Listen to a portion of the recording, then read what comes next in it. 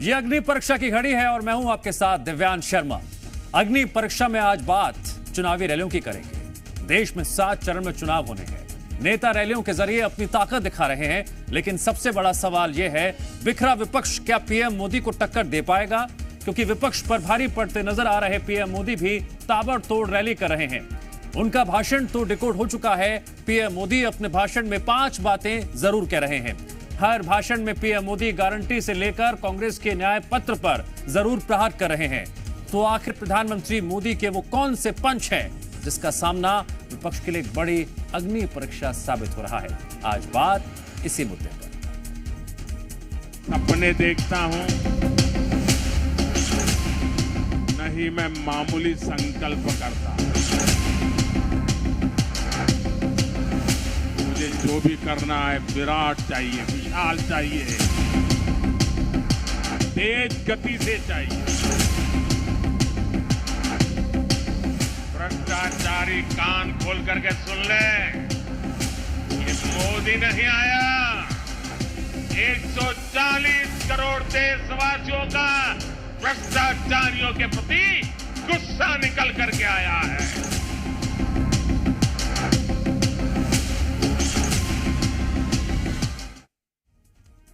PM Modi 24 के चुनाव के लिए पूरी तरह चुनावी मैदान में उतर चुके हैं और इसके साथ ही उनकी रैलियों में वो बयान नजर आ रहे हैं जिससे विपक्ष अब डरा हुआ महसूस कर रहा है।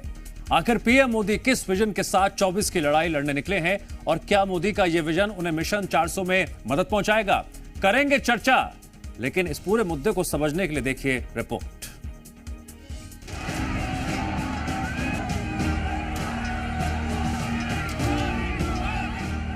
अब की बार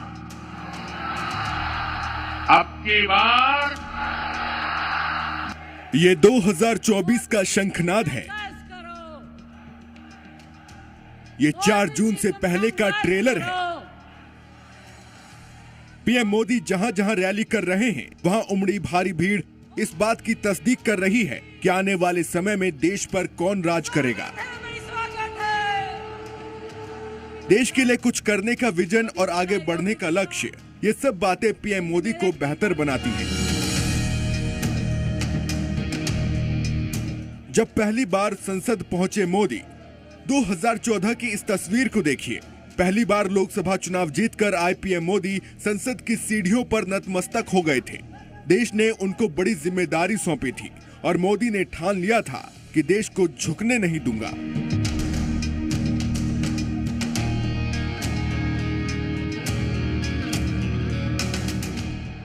अब ये तस्वीर 2024 की है। पिछले 10 साल से बीजेपी अगर देश के कई हिस्सों में सरकार बना पाई है, तो मोदी मैजिक के सहारे ही करिश्मा बरकरार रह पाया है। 7 समंदर पार भी मोदी का डंका बज रहा है। दुनिया के देश मोदी की नीतियों की सराहना कर रहे हैं।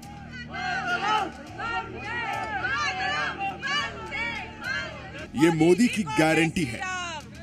लोकसभा चुनाव की बात करें तो पीएम मोदी इस बार सिर्फ 2024 की ही बात नहीं कर रहे, बल्कि 2047 तक की तस्वीर भारत के सामने रख रहे हैं। ये बात हम ऐसे ही नहीं कह रहे हैं, बल्कि गारंटी के साथ बता रहे हैं कि देश को इस बार किसकी गारंटी मंजूर है। आपने मंदिर न बने इसके लिए लाख कोशिश कर लिए, लेकिन जब देश की जनता ने पाई पाई दे करके इतना भव्य मंदिर बना दिया, जब मंदिर वालों ने आपके सारे गुनाह माफ करके आपको प्राण प्रतिष्ठा के कार्यक्रम में सम्मान पूर्वक निमंत्रित किया, लेकिन आपने प्राण प्रतिष्ठा के निमंत्रण को ठुकरा दिया। आपने प्रभु राम का अपमान कर दिया। पीएम मोदी के निशाने पर इस बार कांग्रेस है। कांग्रेस ने जब घोषणा पत्र जारी किया, न्याय पत्र नाम दिया, लेकिन वही घोषणा पत्र अब गले की फांस बन गया है। पीएम मोदी इसे मुस्लिम लीग का घोषणा पत्र बताकर कांग्रेस पर हमला कर रहे हैं। कांग्रेस ने जो घोषणा पत्र बनाया है,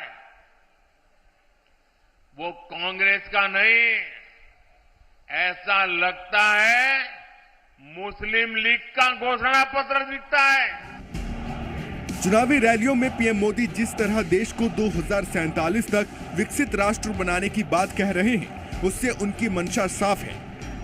यानी यही समय है, सही समय है। पीएम मोदी कह रहे हैं कि ये चुनाव देश को विकसित बनाने का है, भारत को तीसरी सबसे बड़ी आर्थिक महाशक्ति बनाने का है। आप लोगों ने अब मुझे भली भांति जाना भी है, पहचाना भी है, समझा भी है। आपने देखा होगा, न मैं छोटा सोच सकता हूं, न मैं मामूली सपने देखता हूं, न ही मैं मामूली संकल्प करता हूं। मुझे जो भी करना है विराट चाहिए, विशाल चाहिए, तेज गति से चाहिए। इसलिए कि मुझे 2047 में हिंदुस्तान को विकसित भारत के रूप में देखना है। दोस्तों, पीएम मोदी साफ साफ कह रहे हैं कि अगली सरकार में भ्रष्टाचारियों पर कार्रवाई और तेज होगी। यानी उनका नैरेटिव साफ है, भ्रष्टाचारियों पर कार्रवाई में जरा भी ढिलाई नहीं होगी। जिसने भी देश का धन लूटा है उसे देश को लौटाना होगा। गरीबों के लिए बनाई गई योजनाओं से उनका हक मिलेगा। 10 साल की रिपोर्ट कार्ड से 2047 तक का विजन तैयार किया जाएगा। तीसरे कार्यकाल में 100 दिन का रोड मैप भी बनकर तैयार है। भ्रष्टाचारी कान खोल करके सुन ले, ये मोदी नहीं आया, 140 करोड़ देशवासियों का भ्रष्टाचारियों के प्रति गुस्सा निकल करके आया है। यही नहीं, जब इंडिया गठबंधन एनडीए के खिलाफ एक हुआ तो बड़े बड़े दावे किए गए, लेकिन अलग अलग राज्यों में जिस तरह से सीटों को लेकर आपस में मारामारी मची है, उसको लेकर भी पीएम मोदी ने सवाल उठा दिए हैं। यानी देश को इस गठबंधन की सही तस्वीर भी अपने बयानों से दिखा रहे हैं। इंडी गठबंधन के पास न विजन है, न विश्वसनीयता है। दिल्ली में जो लोग एक साथ खड़े होते हैं, अलग अलग राज्यों में वही एक दूसरे को गाली देते हैं। यहां आपस में ही सिर फुटबल मची है। मोदी ने यह भी साफ कर दिया है कि वो रुकने वाले नहीं हैं। यानी 24 घंटे काम और 2047 का लक्ष्य मोदी आराम करने के लिए नहीं, बल्कि काम करने के लिए पैदा हुआ है। विकसित भारत के सपने को पूरा करने के लिए मेरा भी हर पल, हर क्षण देश के लिए है। और इसलिए 24/7 मैं 2047 के लिए काम कर रहा हूं। जाहिर है मोदी का एजेंडा साफ है। भारत अब झुकने वाला नहीं है, भारत आगे बढ़ चुका है। 4 जून को सभी चुनावी नतीजों का इंतजार कर रहे होंगे, लेकिन पीएम मोदी आने वाले भविष्य की तस्वीर के जरिए देश को विकास की राह पर ले जाने के लिए तैयारी में जुटे हुए हैं। ब्यूरो रिपोर्ट, जी मीडिया। जिन भाषणों की झलक आपने इस रिपोर्ट में देखी, कुछ ऐसी बातें जब प्रधानमंत्री नरेंद्र मोदी मध्य प्रदेश और छत्तीसगढ़ पहुंचे तब उनके भाषणों में देखने को मिली थी। चलिए आपको बताते हैं, पीएम मोदी जब आज एमपी के बालाघाट पहुंचे, क्या वो बड़ी बातें रहीं। इसके जरिए उन्होंने मिशन 400 को धार दी।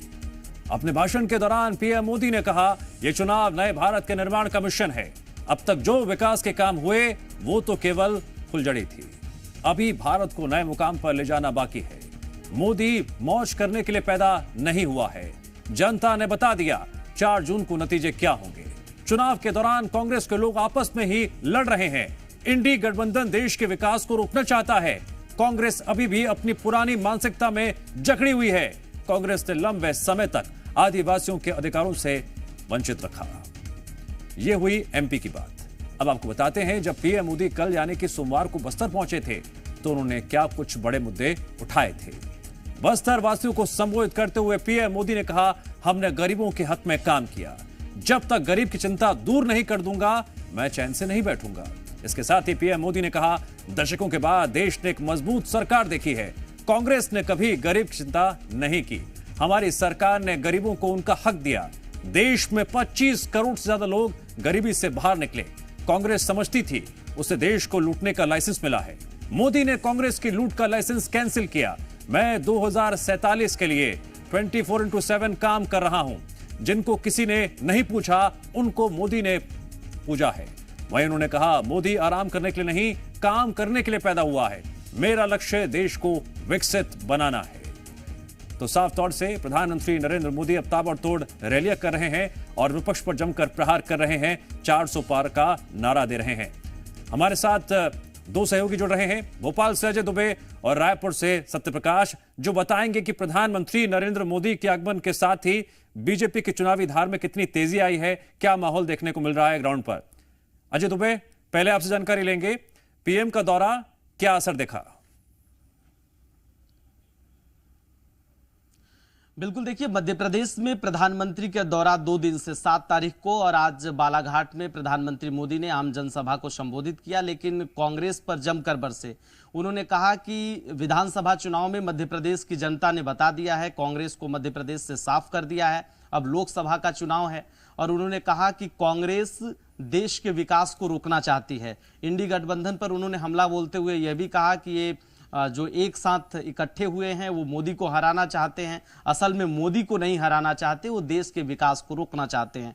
उन्होंने यह भी कहा कि आदिवासियों को लेकर कांग्रेस हमेशा से आदिवासियों के विकास को रोकती रही है। जब राष्ट्रपति के तौर पर द्रौपदी मुर्मू का नाम सामने आया तो उस दौरान भी कांग्रेस ने उन्हें हराने का हर बार प्रयास किया है। उन्होंने यह भी कहा कि सिखों को लेकर उन्होंने कहा कि गोविंद गुरु को जो स्वतंत्रता सेनानी थे, उन्हें स्वतंत्रता सेनानी का दर्जा कांग्रेस ने नहीं दिया। तो तमाम हमला बोलते हुए कांग्रेस को उन्होंने घेरने की कोशिश की। उन्होंने साफ तौर पर कहा कि मध्य प्रदेश के विकास और देश के विकास के लिए मोदी हमेशा काम करते रहेंगे। और उन्होंने कहा कि मध्य प्रदेश की जनता विधानसभा चुनाव में जिस तरह से कांग्रेस को मध्य प्रदेश में साफ की है, तो ये बताता है कि मध्य प्रदेश की जनता क्या चाहती है। साफ तौर पर प्रधानमंत्री मोदी का दौरा मध्य प्रदेश में बेहद महत्वपूर्ण है, क्योंकि विधानसभा का चुनाव हुआ, उस दौरान भी पीएम मोदी के चेहरे पर चुनाव लड़ा गया, क्योंकि प्रधानमंत्री मोदी का ताबड़तोड़ दौरा उस दौरान भी हुआ। और इस बार भी 2 दौरे पहले चरण के चुनाव से पहले प्रधानमंत्री मोदी आम जनसभा को संबोधित कर चुके हैं। जाहिर तौर पर है, जिस तरह से मध्य प्रदेश में पीएम मोदी की रैली में लोगों का आगमन हो रहा है, लोग उनका जमकर स्वागत कर रहे हैं, तो साफ तौर पर मैसेज है, क्योंकि प्रधानमंत्री के मोदी के चेहरे पर जनता का विश्वास विधानसभा चुनाव में भी दिखा। और इस बार भी जिस तरह से भीड़ जुट रही है, तो साफ तौर पर मोदी की गारंटी और मोदी के चेहरे और केंद्र सरकार की जो जन कल्याणकारी योजनाएं हैं, उन योजनाओं के आश्रय प्रधानमंत्री मोदी और 2047 का जिस तरह से विकास का विजन था, उसको लेकर उन्होंने बातचीत किया। उन्होंने यह भी कहा कि पहले जब दूसरे देशों में कांग्रेस की जब सरकार थी, तो यहाँ की समस्या को लेकर विदेशों में जाकर पूछा करते थे, लेकिन अब विदेशों के लोग भारत से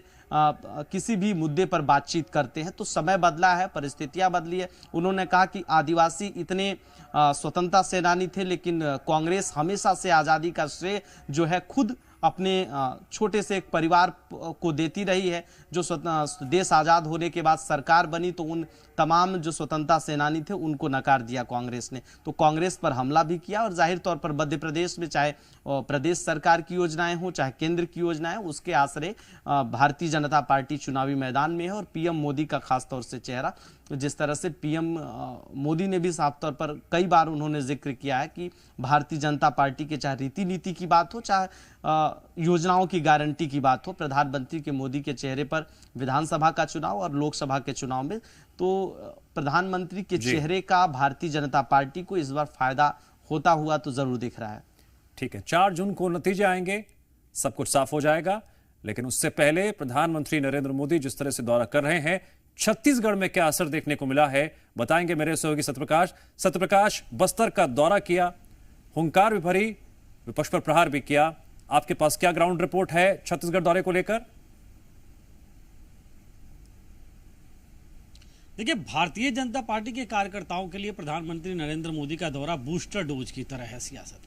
दूसरी ओर अगर हम मतदाताओं के लिए कहें, तो मतदाता जिस तादाद में प्रधानमंत्री नरेंद्र मोदी को सुनने आते हैं छत्तीसगढ़, या जिस तरह से जो कल बड़ी एक जनसभा हुई, उसमें जिस तरह से लोग आए सुनने प्रधानमंत्री नरेंद्र मोदी के, बस्तर के लोग, उससे स्पष्ट तौर पे नजर आ रहा था कि उनका क्रेज लोगों में बहुत ज्यादा है छत्तीसगढ़ में।